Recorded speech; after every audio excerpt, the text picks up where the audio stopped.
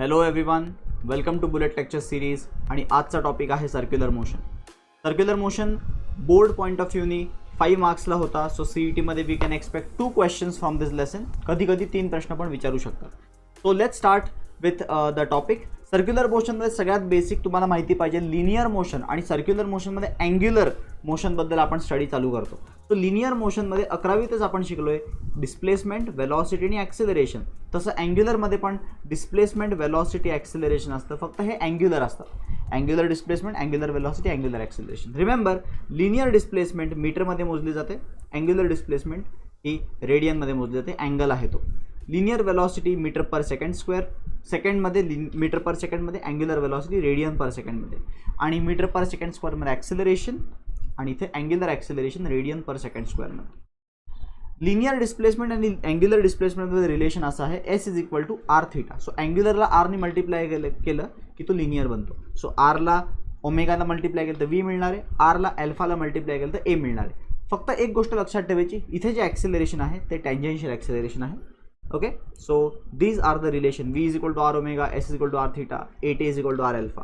आणि ह्यांचं vector relation पण असं असतं, delta S bar is delta theta bar cross R bar. V bar is omega bar cross R bar आणि AT bar is alpha bar cross R bar. All these linear quantities, linear displacement, linear velocity, tangential acceleration, हे सगळे tangential डिरेक्शनमध्ये असतात. TGT tangential. हे सगळे angular हे axial डिरेक्शनमध्ये असतात, along the axis. म्हणजे circular motion ह्या प्लेनमध्ये चालू असेल तर टँजेन्शियल वेक्टर्स हे सगळे असतील लिनियरवाले, टँजेन्शियल अलॉंग द टँजंट. आणि अलॉंग द ॲक्सिस जे वेक्टर्स असतील ते हे 3 असतील. रेडियस वेक्टर हा रेडियल असतो. रेडियस वेक्टर हा रेडियल असतो. ठीक आहे, हे बेसिक टर्मिनॉलॉजीज तुम्हाला माहीत पाहिजे. युनिफॉर्म सर्क्युलर मोशन हा सर्क्युलर मोशनचा सगळ्यात सिम्पलेस्ट केस आहे, ज्यामध्ये अल्फा 0 असतो. अँग्युलर ॲक्सिलरेशन नसतं, त्यामुळे टँजेन्शियल ॲक्सिलरेशनही 0 असतं. कारण की टँजेन्शियल ॲक्सिलरेशनचं आत्ताच रिलेशन बघितलं आहे, आर अल्फा असतो. सो टँजेन्शियल ॲक्सिलरेशन नसतो आणि अँग्युलर ॲक्सिलरेशनही नसतो. पण ॲक्सिलरेशन असतो त्याच्यामध्ये, जो आपण पुढे डिस्कस करणार. युनिफॉर्म सर्क्युलर मोशन असा मोशन आहे ज्याच्यामध्ये speed of the particle constant राहते. 5 मीटर पर सेकंड, 5 मीटर पर सेकंड, 5 मीटर पर सेकंड. त्यामुळे तो एक सर्कल बरोबर फिक्स्ड इंटरव्हल ऑफ टाईममध्ये कंप्लीट करत असतो. जर स्पीड चेंज होत असेल, वाढत असेल, तर तो वेगवेगळ्या टाईम नंतर सर्कल कंप्लीट करेल. सो टाईम पिरियडचं डेफिनेशन तेव्हाच व्हॅलिड राहतं जेव्हा युनिफॉर्म सर्क्युलर मोशन असतो. आणि युनिफॉर्म सर्क्युलर मोशनमध्ये time period is the time taken to complete 1 revolution. याचाच रेसिप्रोकलला फ्रिक्वेन्सी म्हणतात. आणि फ्रिक्वेन्सीला RPS, CPS, हर्ट्स अशा वेगवेगळ्या युनिट्सनी त्याला डिनोट करतात. रेव्होल्युशन्स पर सेकंड, सायकल्स पर सेकंड किंवा हर्ट्स. नॉर्मली CPS ऑसिलेशन्समध्ये वापरतो, RPS आपण ह्याच्यामध्ये वापरतो. काही क्वेश्चन्समध्ये RPM मध्ये दिलेले असतात फ्रिक्वेन्सीज, म्हणजे पर मिनिटमध्ये, तर त्याला 60 ने डिवाइड करून तुम्ही त्याला RPS मध्ये कन्वर्ट करू शकता. Okay, in some questions. सगळ्यात महत्त्वाचं सर्क्युलर मोशनमध्ये ॲक्सिलरेशन जे असतं ते तुम्हाला खूप गरजेचं आहे माहीत असणं. सर्क्युलर मोशनमध्ये there is always acceleration which is present towards the centre, and that acceleration is called as centripetal or radial acceleration. Radial acceleration ते ॲक्सिलरेशन पार्टिकलची डिरेक्शन चेंज करत असतं. मागे आपण जे डिस्कस केलेलं ते टँजेन्शियल होतं. बट युनिफॉर्म सर्क्युलर मोशन जेव्हा आपण डिस्कस करतो, जे 90% ऑफ टाईम आपण तोच मोशनबद्दल बोलत असतो, त्यामुळे टँजेन्शियल तिथे ॲब्सेंट असतं. एकच ॲक्सिलरेशन प्रेझेंट असतं, ते असतं रेडियल ऑर सेंट्रिपिटल. खूप महत्त्वाची गोष्ट, सेंट्रिपिटल आणि टँजेन्शियल या दोन्ही ॲक्सिलरेशनचं काम काय आहे? सेंट्रिपिटल ॲक्सिलरेशन हा फक्त डायरेक्शन चेंज करू शकतो. तो कोणत्याही प्रकारचं स्पीड चेंज करण्यामध्ये मदत करत नाही. त्यामुळे हे ॲक्सिलरेशन वर्क करू शकत नाही. सेंट्रिपिटल फोर्स वर्क करू शकत नाही, फक्त डिरेक्शन चेंज करू शकतो. डिरेक्शन चेंज करतो. ठीक आहे. टँजेन्शियल ॲक्सिलरेशन मात्र त्याची स्पीड चेंज करू शकतो, एकतर इन्क्रीज करू शकतो किंवा डिक्रीज करू शकतो. स्पीड कॉन्स्टंट राहत असेल एव्हरीवेअर 5 मीटर पर सेकंड, 5 मीटर पर सेकंड, तर समजून जायचं टँजेन्शियल नाही, रेडियल आहे. रेडियल डिरेक्शन चेंज करतो, टँजेन्शियल ही मॅग्निट्यूड चेंज करतो स्पीडचा, म्हणजे value of the speed change करतो. व्हॅल्यूज ॲक्सिलरेशनचा फॉर्म्युला ह्याचा जसा R अल्फा आहे, याचा फॉर्म्युला R अल्फा आहे, तसं ह्याचा फॉर्म्युला आहे R ओमेगा स्क्वेअर V²/R किंवा V ओमेगा. याला वेक्टर फॉर्ममध्ये पण लिहिता येतं. आणि वेक्टर फॉर्ममध्ये तो सेंट्रिपिटल ॲक्सिलरेशन कसा दिसतो बघा. सेंट्रिपिटल ॲक्सिलरेशन वेक्टर फॉर्ममध्ये असा दिसतो, -R ओमेगा स्क्वेअर R बार. R बार म्हणजे काय? पोझिशन वेक्टर, रेडियस वेक्टर, आणि त्याला ऑपोजिट असतो तो. सो कधी कधी विचारतात सेंट्रिपेटल ॲक्सिलरेशन आणि रेडियल वेक्टर मध्ये काय अँगल आहे, 180 डिग्री अँगल असतो, ऑपोजिट असतात. याला अजून एक वे आहे लिहायचा, -v²/r into r0 cap, where r0 cap is a unit vector along the radius. आणि there is one more way of deriving the formula of this is it is omega bar cross v bar. This is centripetal acceleration का third formula. Omega वरती असतो, v इकडे असतो, so omega cross v केला तर you will get the acceleration that is toward center. So these are vector forms. Normal याचे scalar form सगळ्यांना माहीत आहे. Acceleration in UCM. आता बेसिक झाले, हे UCMचे बेसिक्स झाले. आता UCM वापरून काही ॲप्लिकेशन्समध्ये आपण UCMचे फॉर्म्युले वापरतो. जसं की car moving on a horizontal road, आधी बँक रोड नाही, आधी हॉरिझॉन्टल रोडचं मी एक्झाम्पल घेतो.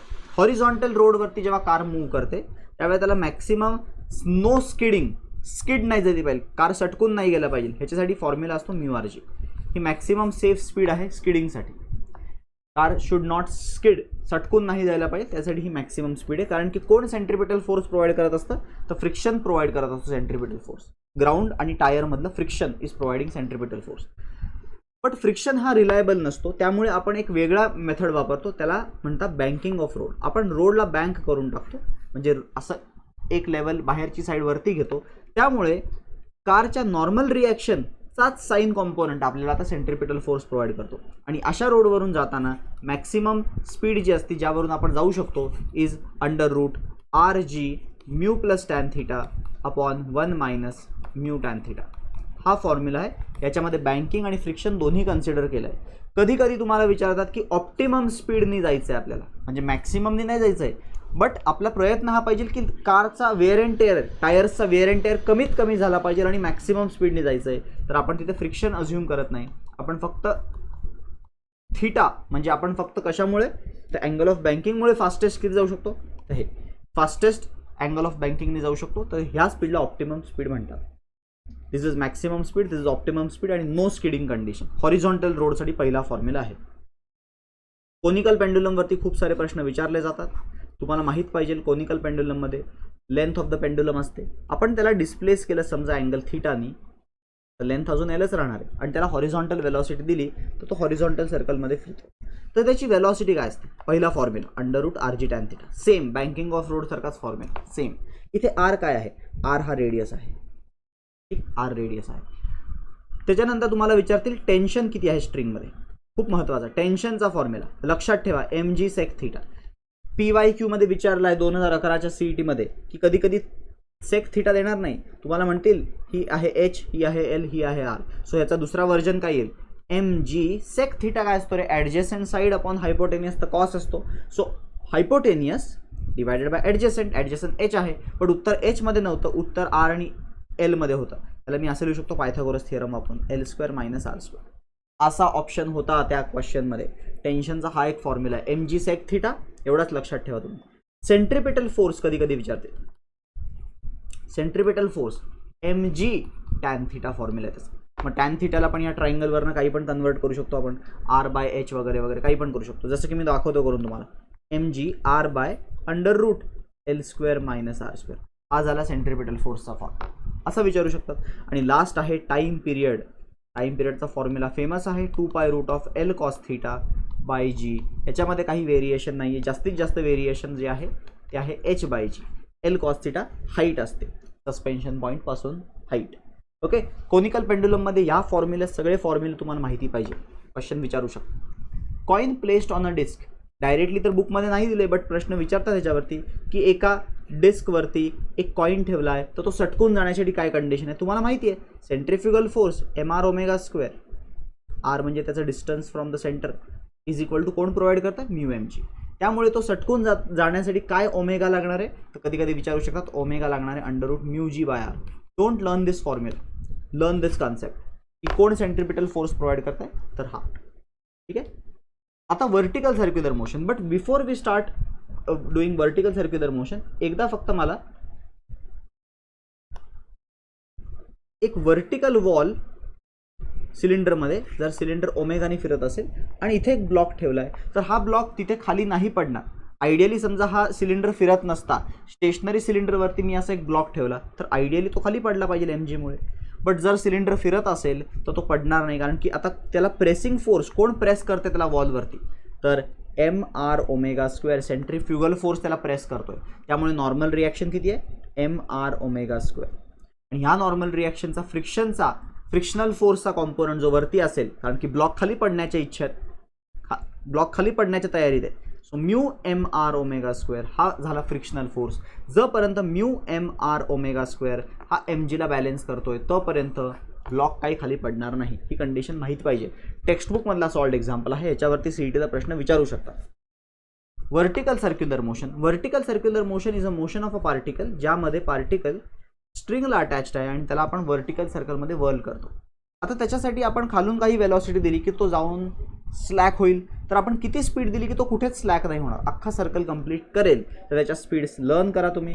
√5gr, इथे पोहोचेल तेव्हा √gr, आणि इथे पोहोचेल 3gr सॉरी, आणि इथे पोहोचेल तेव्हा √gr. ठीक आहे, लक्षात ठेवा युनिफॉर्म सर्क्युलर मोशन नाही आहे हा. Vertical circular motion non UCM आहे, स्पीड चेंज होतात. ठीक आहे, स्पीड चेंज होतात. लक्षात पाहिजे तुम्हाला, टेन्शन कुठल्याही लोकेशनला विचारलं तर ते असतं mg cos θ प्लस mv²/r, दोन्ही रिस्पॉन्सिबल आहेत टेन्शनसाठी. mv²/r plus mg cos θ. So कुठल्याही पॉईंटला टेन्शन विचारलं तर थीटा पुट करायचा. थीटा अँगल ह्या ॲक्सिस बरोबर असतो. सो 30, 60, 90, 120 आणि 180, टॉपला 180 असतो. तुम्हाला ह्याच्यामध्ये वर्टिकल सर्क्युलर मोशनमध्ये खूप जास्त फॉर्म्युले काही पाठ करायची गरज नाही आहे. नॉर्मली टेन्शन रिलेटेड क्वेश्चन्स येतात आणि एनर्जी रिलेटेड क्वेश्चन्स येतात. टेन्शन रिलेटेड क्वेश्चन कसे येतात, what is the ratio of tension at the highest point two the lowest point. मग त्यावेळेस हायेस्टचं टेन्शन आणि लोएस्टचं टेन्शनचा फॉर्म्युला वापरायचा, अँगल 180 आणि 0 टाकायचं. आता energies in vertical circular motion are very important. Remember, lowest पॉईंटला पोटेन्शियल एनर्जी 0 घेतो. इथल्या पॉईंटला पोटेन्शियल एनर्जी mgr घेतली पाहिजे, mgh, आणि height is equal to radius असणार. आणि इथली पोटेन्शियल एनर्जी 2mgr घेणार आहे.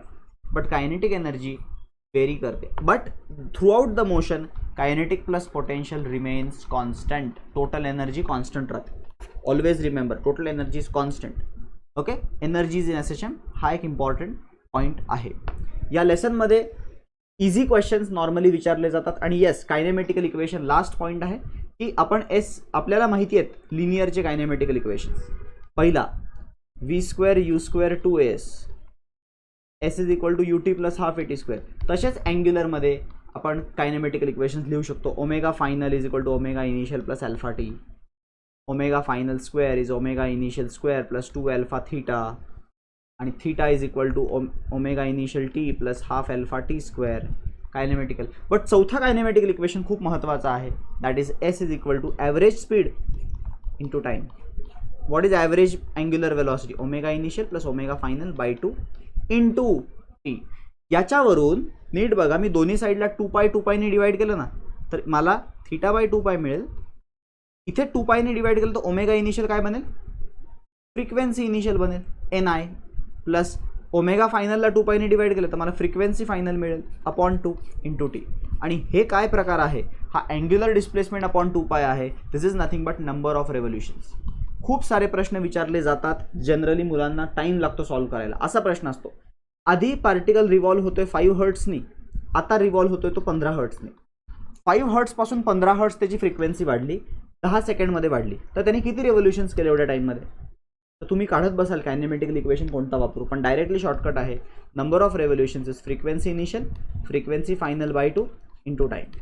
सो या दोघांचा ॲव्हरेज किती झाला, 5 + 15 20, 20/2 इज 10, 10 × 10 इज 100 रेव्होल्युशन्स त्यांनी परफॉर्म केले आहेत. So very useful formula. The last one was, you must know these all फॉर्म्युले for circular motion. I hope तुम्हाला आज लेसनचे सगळे फॉर्म्युले व्यवस्थित कळाले असतील. रिवाइज करा, revision is the key in last few days. So that's it for this lesson. We will meet in the next bullet lecture. Thanks for watching the video.